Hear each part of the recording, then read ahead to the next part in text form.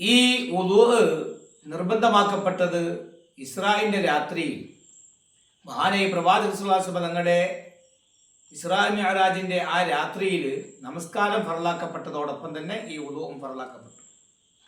അല്ലാഹു തആല പരിശുദ്ധമായ ഖുർആനിൽ വുളൂഇനെ കുറിച്ചും മറ്റും പ്രതിപാദിക്കുന്നുണ്ട്. സൂറത്തുൽ മാഇദയിലൂടെ യാ അയ്യുഹല്ലദീന ആമനു ഇദാ ഖുംതും ഇലസ്സലാത്തി ഫഗ്സിലു വുജൂഹക്കും വഅയ്ദിയക്കും ഇലൽ മറാഫിഖി വംസഹു ബിറുഊസിക്കും വഅർജലക്കും ഇലൽ കഅബൈൻ.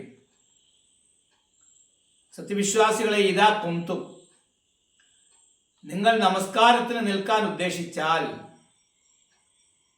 അവിടെ വാന്തും മുഹദിസൂന എന്നാണ് മുഫസ്സിറുകൾ വ്യാഖ്യാനം നൽകുന്നുണ്ട്. നിങ്ങൾ അശുദ്ധിക്കാരായ നിലയിൽ നമസ്കാരം നിർവഹിക്കാൻ വേണ്ടി നിങ്ങൾ ഉദ്ദേശിച്ചാൽ, ഇമാം ഷാഫിഈ റഹ്മത്തുള്ളാഹി അലൈഹി സെയ്ദ് ബിൻ അസ്ലം റളിയല്ലാഹു തആല നിന്നും തൊട്ട് പറയപ്പെടുന്നുണ്ട്, ഇദാ ഖുംതും ഇലസ്സലാത്തി മിനൻ നൗമി, ഉറക്കത്തിൽ നിന്ന് നമസ്കാരത്തിന് വേണ്ടി നിങ്ങൾ നിൽക്കാൻ, നമസ്കാരം നിർവഹിക്കാൻ നിങ്ങൾ ഉദ്ദേശിച്ചാൽ, ഔ ജാഅ അഹദും മിൻകും മിനൽ ഗായിത്തി, അല്ലെങ്കിൽ മലമൂത്ര വിസർജനം, ആ വിസർജ്യത്തിൽ നിന്ന് നിങ്ങളിൽ നിന്ന് ആരെങ്കിലും ഒരാൾ വന്നാൽ, ഇപ്പം വിസർജനം കഴിഞ്ഞ് ശുദ്ധീകരിച്ച് വന്നു കഴിഞ്ഞാൽ, ഔലാ മസ്തുമുൻ നിസാ, അല്ലെങ്കിൽ സ്ത്രീകളെ സ്പർശിച്ചാൽ, ഫഗ്സിലു വുജൂഹക്കും, നിങ്ങളുടെ മുഖങ്ങളെ നിങ്ങൾ കഴുകുക.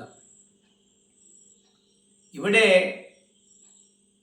ഉറക്കത്തിൽ നിന്ന് എഴുന്നേറ്റാൽ, അതുപോലെ മലമൂത്ര വിസർജനം ചെയ്തു കഴിഞ്ഞാൽ, സ്ത്രീകളെ സ്പർശിച്ചാൽ വുളൂ ചെയ്യാനുള്ള കൽപ്പനയാണ് റബ്ബ് സുബ്ഹാനഹു വ തആല ഈ ആയത്തിലൂടെ പഠിപ്പിച്ചത്. സ്ത്രീകളെ സ്പർശിച്ചാൽ വുളൂ മുറിയുമെന്നുള്ളത് ശാഫിഈ മദ്ഹബിലാണ്. ഹനഫി മദ്ഹബിൽ വുളൂ മുറിയുകയില്ല എന്നതാണ്. എങ്കിലും വുളൂ എടുക്കൽ നല്ല കാര്യം തന്നെയാണ്. അതിൻ്റെ വിശദീകരണത്തിലേക്ക് ഇപ്പോൾ പ്രവേശിക്കുന്നില്ല. അപ്പം നിങ്ങളുടെ മുഖങ്ങളെ നിങ്ങൾ കഴുകണം. വൈദ്യക്കുമിലിൽ മറാഫിഖി, നിങ്ങളുടെ രണ്ട് കൈകളെയും മുട്ടുൾപ്പെടെ കഴുകുക.